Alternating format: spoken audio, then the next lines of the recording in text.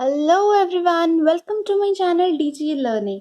आज मैं आपके लिए पेपर 2 के यूनिट 5 के नोट्स लेकर के आई हूँ। ये नोट्स देने के बाद में हमारा जो फर्स्ट सेमेस्टर का जो सिलेबस है वो कंप्लीट हो जाता है। इट मींस फर्स्ट सेमेस्टर में जो है हमारा paper 1, paper 2, paper 4, paper 5 and EPC, ये पांचों के नोट्स मेरे चैनल पे अवेलेबल है। तो आपको जो भी नोट्स चाहिए आप वहां से देख सकते हो। ठीक है, ये हमारा लास्ट यूनिट है, सॉरी फर्स्ट सेमेस्टर का लास्ट यूनिट है। बाकी सब एक्चुअली मैं पहले ही दे चुकी हूँ। पेपर 4 एंड 5 ये ऑलरेडी मेरे चैनल पे है। ठीक है, so let us start paper 2, that is contemporary India and education, unit 5, that is democracy in India. ठीक है, you can take the screenshot और राइट इट डाउन। ठीक है, let us start. Our first topic is the centre and the state. इस topic में हम centre और state के बीच में कुछ डिफरेंसेस देखेंगे, उनके बारे में पढ़ते हैं। ठीक है, तो हमारा सेंट्रल गवर्नमेंट क्या होता है? सेंट्रल गवर्नमेंट जो होता है उनके पास पॉलिटिकल अथॉरिटी रहती है कि वो हमारा पूरा इंटायर नेशन को गवर्न कर सके। ठीक है, सेंट्रल गवर्नमेंट जो रहता है वो उस गवर्नमेंट के पास मतलब कंट्रोलिंग पावर होता है। कंट्रोलिंग पावर होता है ओवर यूनिटरी स्टेट ऑल्सो। और इस गवर्नमेंट का कुछ कॉमन रिस्पॉन्सिबिलिटीज भी होते हैं, जैसे maintaining national security and exercising international diplomacy including the rights to sign binding and treaties. ठीक है, ये जो सेंट्रल गवर्नमेंट है इसे 3 पार्ट में डिवाइड किया गया। इसके 3 ब्रांचेस होते हैं। दैट इज फर्स्ट जो है वो हमारा है legislative branch, second is the executive branch and third is the judicial branch. Legislative branch, that is Senate and the House of Representatives. Executive branch, President and Chief Executive. And the judicial branch जो हमारा होता है Federal Courts. Now first let us see all these in detail. पहले हम आते हैं legislative branch में। Legislative जो department होता है is mainly concerned with drafting of all principal legislation for the central government. ठीक है, as bills to be introduced in the parliament, bills वगैरह ये सब parliament में introduce करना। ठीक है, ordinances to be promulgated by the president, measures to be enacted as president's acts for state under the president's rule, and regulation to be made by the president of union territories. ठीक है, you can take the screenshot and write it down. I'm reading it for you. ठीक है, आप आराम से लिख सकते हो। Second is the executive branch. This section of the central government comprises the president, the vice president, and the cabinet minister, and the independent executive agencies. तो ये चार को मिला करके हमारा जो executive branch है वो बन रहा है। The department executes its power through the president, और इसकी जो responsibility होती है is to carry out and enforce laws. ठीक है, ये जो laws वगैरह ये सब enforce करना ये executive branch की responsibility होती है। Now comes to the third one, that is the judicial branch. The judicial branch. One of the major function of the judiciary is to interpret, that is explain या clarify करना and apply laws to special cases. In the course of deciding the disputes that come before it, the judges interpret and apply laws. Every law needs a proper interpretation for getting applied to every specific case. हर एक specific case के लिए specific laws होते हैं ना, that is. Now comes to the state government. जो state government होती है in India are the government ruling over 29 states and 8 union territories of India. And the head of the council of minister in a state is the chief minister. जैसे हमारे हर state में chief ministers होते हैं, तो हमारे India में 29 states and 8 union territories है, तो सबके जो हर एक स्टेट्स के अपने अपने चीफ मिनिस्टर्स होते हैं। लाइक मैं झारखंड जमशेदपुर से हूँ, तो यहाँ पे अभी फिलहाल तो हमारे हेमंत सोरेन जी है, लाइक दैट। ठीक है, सही। State government in India are the governments ruling over 29 states and 8 union territories of India, and the head of the council of ministers in a state is the chief minister. Power is divided between the union government and the state government. All the state governments are modeled after the federal government and consist of 3 branches, that is executive, legislative and judicial. Here also. Now let us see all these 3. First comes to the legislative. The primary function of the state legislative, like the union parliament, is law making. ठीक है, जिस तरह से union parliament होता है, in the same way the state legislature is empowered to make laws on state list and concurrent list, that is it is also called as the law making body. Now, next is the executive. At the state level, the executive comprises the governor and the chief minister and the council of ministers. That is the law enforcing body. हमारा executive वो central government में भी जो हमारा executive है वो law enforcing body है और जो लेजिस्लेटिव है that is the law making body. Now comes to the judicial branch. The judicial branch decides the constitutionality of federal laws and resolves other disputes about federal laws. However, judges depend on our government's executive branch to enforce court decisions. Courts decide what really happened and what should be done about it. And it is also called as the law interpreting body. Okay, now comes to the democracy. Democracy refers to a form of government in which the people either have the authority to choose their governing legislator or the authority to decide on legislation. Who is considered part of the people and how authority is shared among or delegated by the people has changed over time and at different speeds in different countries. But more and more of the inhabitants of countries have generally been included. Cornerstones of democracy include freedom of assembly and speech, inclusiveness and equality, membership, consent, voting, right to life, and minority rights. The notion of democracy has evolved over time considerably. The original form of democracy was a direct democracy in which the people directly deliberate and decide on legislation. The most common form of democracy today is a representative democracy where the people elect representatives to deliberate and decide on legislation on their behalf, such as in parliament. Now comes to the party system and electoral politics. Party system is related to number of political parties in a country based on the number of parties present in the political system. Party system generally can be categorized as single party system, two-party system, or multi-party system. As their name suggests, the single-party, two-party, and multi-party system denotes presence of single, two, or several parties in a democracy. The most common way to identify party system in India generally is the level of performance of parties in election and their presence in the governments. Presence of more than one party is a feature of democratic and plural society. Presence of more than one party is a feature of sorry यहाँ दो बार हो गया है.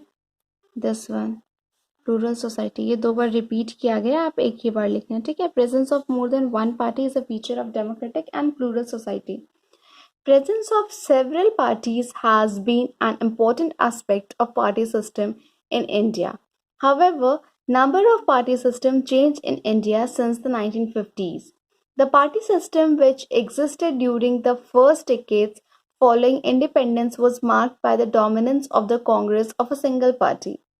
It was the period of one party dominance but not for the absence of more than one party. The period of 1950s to 1960s was described as an era of single party dominance by the Rajni Kothari. During this period, the Congress was the single dominant party in India. This period was known as the era of Congress dominance. The single party dominance did not mean that there existed only one party in India. What it means was that apart from the Congress, there existed several parties such as the Communist Party of India, that is CPI, different socialist parties, Swatantra Party, Republican Party of India, etc. in different states of India. But among these, it was only the Congress Party which had presence in all states and led governments at the same time at the center and in most states of India. But among these, it was only the Congress Party which had presence in all states and led governments at the same time at the center and in the most states of India. Like अभी जो हमारा BJP यहाँ पे है, ठीक है, same way. From the late 1960s, the Congress did not remain a single dominant party. It was defeated by the non-Congress parties in 8 states in the assembly elections held in 1967. Since then, apart from Congress, non-Congress parties formed government in the center and several states. It signified the presence of multi-party system in India. Two-party system denotes presence of predominantly two parties. In India, two-party system generally prevails in some states. Presence of two-party system does not mean that more than two parties are not present in such state. What it means that among several parties, two parties are not influential. In such system, two parties form governments at different times, one being a ruling party in one government and opposition in another, the vice versa. Some scholars such as Sanjay Palshikhar and Yogendra Yadav prefers to categorize party system in terms of poles. Meaning of party system, it is system, okay, SYS. Meaning of party system should not be confused with categorization of parties such as national, state, regional, or registered.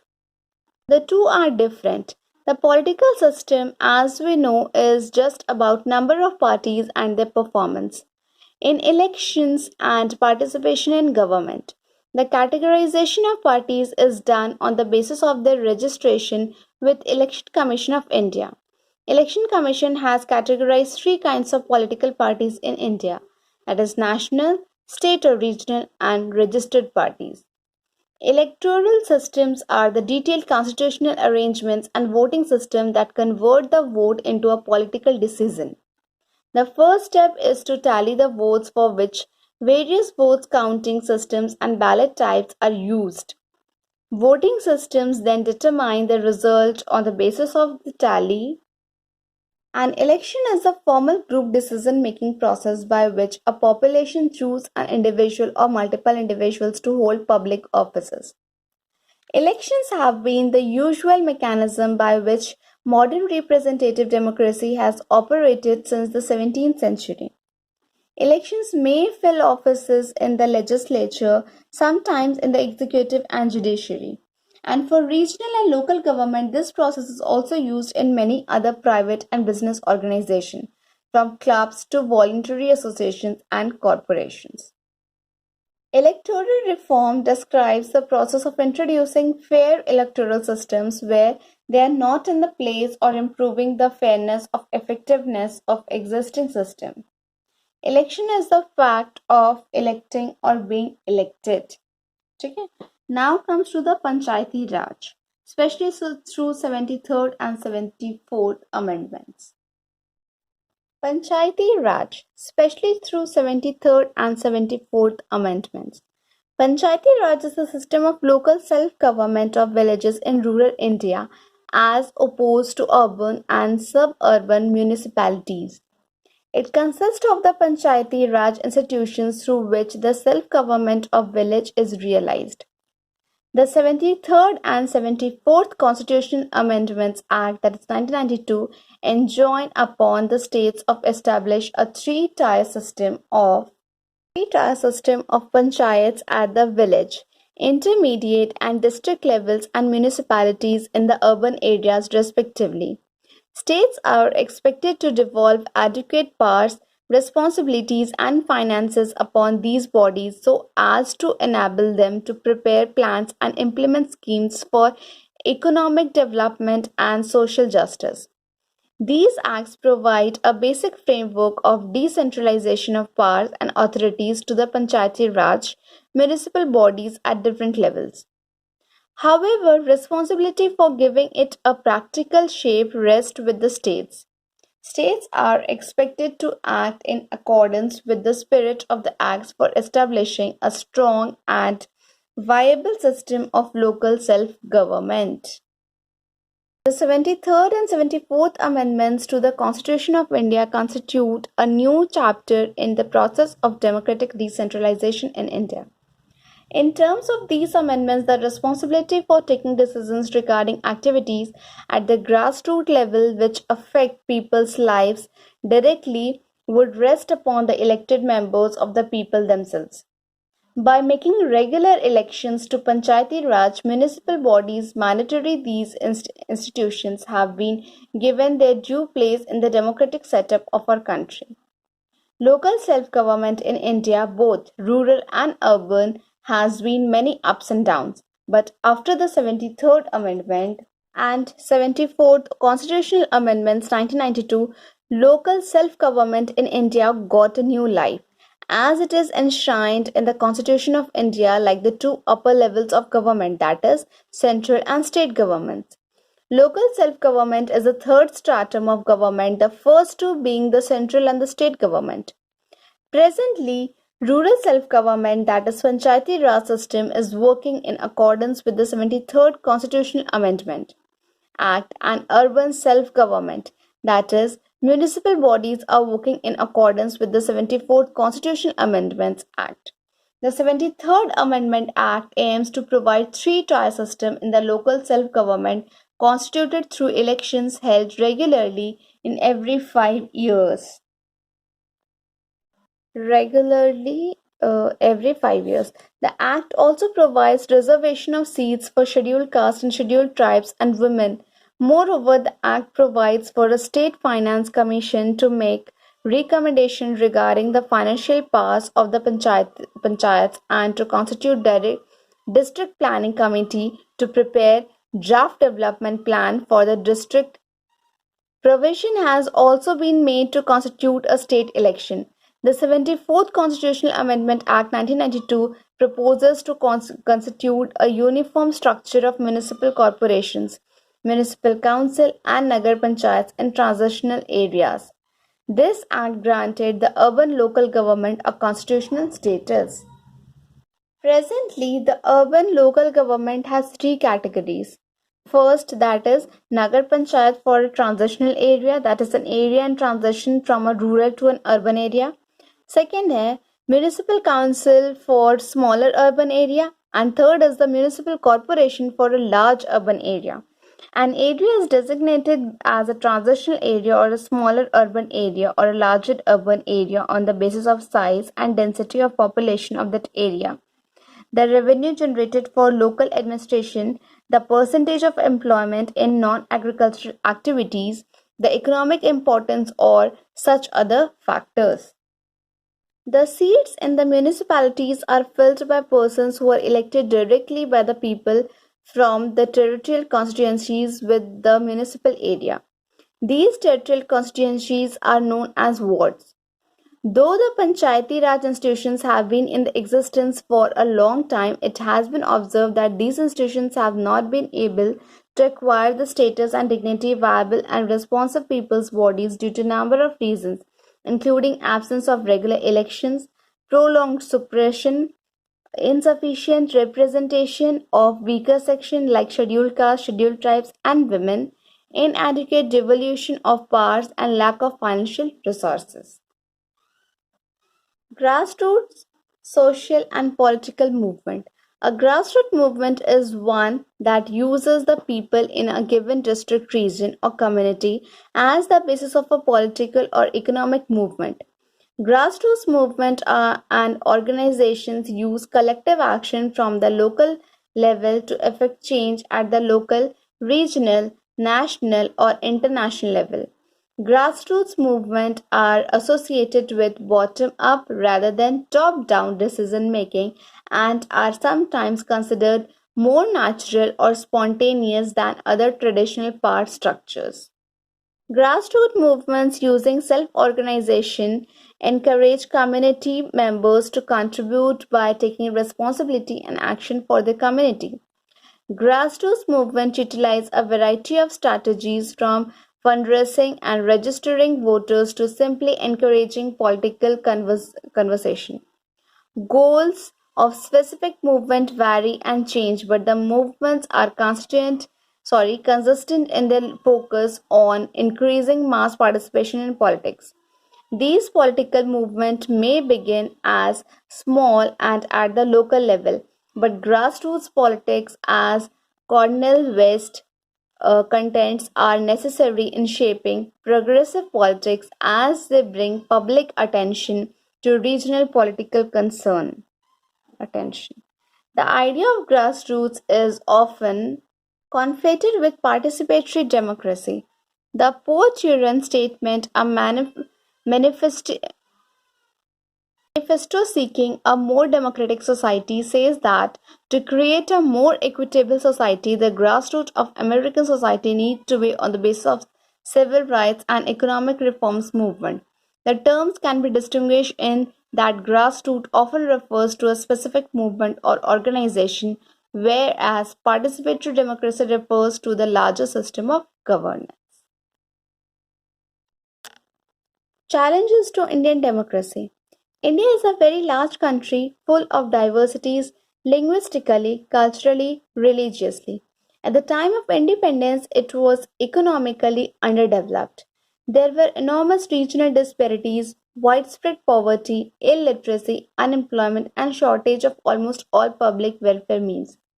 Citizens had enormous regional disparities, widespread poverty, illiteracy, unemployment, and shortage of almost all public welfare means. Citizens had enormous expectations from independence. There had, wait a second, there is some mistake. ये यहाँ से यहाँ तक आपका repeat हुआ है same ऊपर अभी हम जस्ट पढ़े हैं ठीक है इसे हटा देना Citizens had enormous expectations from independence.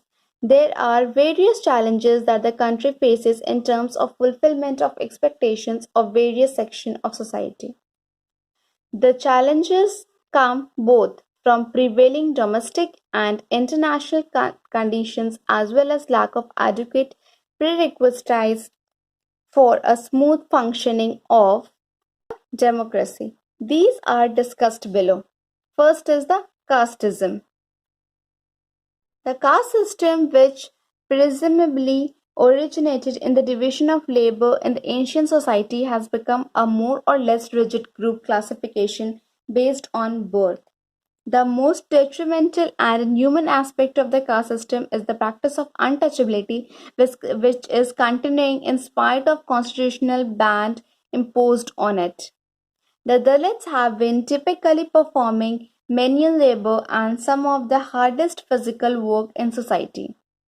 Casteism has played a negative role even in the democratic politics processes. Casteism has also been contributing towards continuation of socio-economic inequalities. It is true that India has been an unequal society from times immemorial.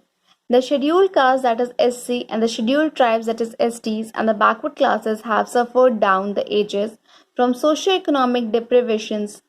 There are enormous inequalities in a society which are posing serious challenge to Indian democracy. Second is the gender discrimination. Discrimination against girls and women exists in every walk of life. The Constitution of India enjoins upon the state to ensure that men and women are treated as equal and there is no discrimination against women. But the discrimination against female continues to be a fact of life. It is clearly reflected in the sex ratio, child sex ratio, and maternal mortality rate. The child sex ratio is a matter of greater concern. According to 2011 census, the child sex ratio, that means from 0 to 6 years in India, is only 914 female children per 1000 male children. This is lower than 2001 census, which reported child sex ratio of 927 female children per 1000 male children. It has been declining because of several factors like the prevailing preference for male child, discriminatory treatment against the girl child right after birth, and the increasing incidence of female infanticides and female foeticides. By using technology, people are forcing mothers to get the fetus of a female child aborted. The infant mortality rate and the girl children is high as compared that among boy children. Next is the regionalism. Indian democracy has also been struggling with regionalism, which is primarily an outcome of regional disparities and imbalances in development. We all know that India is a plural country with diversities of religions, language, communities, tribes, and cultures. A number of a number of culture and linguistic groups are concentrated in certain territorial segments. although development process in the country aims at growth and development of all regions. The regional disparities and imbalances in terms of differences and in per capita income, literacy rate, population situation, and levels of industrial and agricultural development continue to exist. Existence and continuation of regional inequalities both among states and within a state create a feeling of neglect, deprivation, and discrimination. This situation has led to regionalism manifested in demands for creation of new states, autonomy or more powers to states or even cession from the country. Now comes to the corrective measures. It is clear that democracy in India faces certain serious challenges. These are causes of serious concern to all. In fact, the leadership of the freedom movement and especially the framers of the Indian Constitution themselves were very much aware of these issues. They made a number of constitutional provisions to address the same. Since independent governments have taken various measures to respond to many of these challenges, there have been significant improvements in some of these. However, lots still have to be done. For that efforts have been going on. There is need for collaboration among governmental agencies, political parties, civil society and citizens in general. Certain significant corrective measures that have been adopted can be initiated are as follows. First is a universal literacy, that means education for all. The significance and necessity of education for efficient functioning of democracy was appreciated by the framers of the Indian Constitution, which is why free and compulsory education to all children up to the 14 years of age continued to remain constitutional commitment in India. Various governments at national and state levels have been making efforts to attain this goal. As a follow-up of National Policy on Education 1986, a National Literacy Mission was set up in 1988 to plan and implement programs for the removal of literacy under the platform Sarva Shiksha Abhiyan. But the goal of universal literacy is yet to be attained. Currently, a nationwide program known as Sakshar Bharat is being implemented. It aims at developing functional literacy and numeracy to non-literate and non-numerate adults in the age group of 15 and above to enable them to continue their learning beyond basic literacy and acquire equivalence to formal educational system. Next is the elimination of gender discrimination. It is now being recognized that the goal of democracy of the people, for the people, and by the people cannot be fully realized if the female population are not included in all the ways in the processes of socio-economic and political development. That is why, besides constitutional provisions, several laws have been enacted, policies have been made and implemented, and institutional reforms have been carried out for the development of women.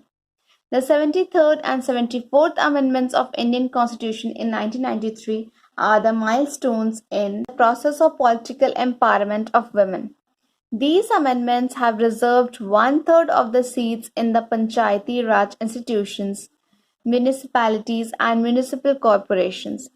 Another significant development has been the adoption of national policy for empowerment of women in 2001, the overarching goal of which is to bring about the advancement, development and empowerment of women, but a lot needs to be done to attain this goal. Removal of regional imbalance. Redressing regional imbalance has indeed been a vital objective of the planning process in India. Efforts are on to reduce regional disparities.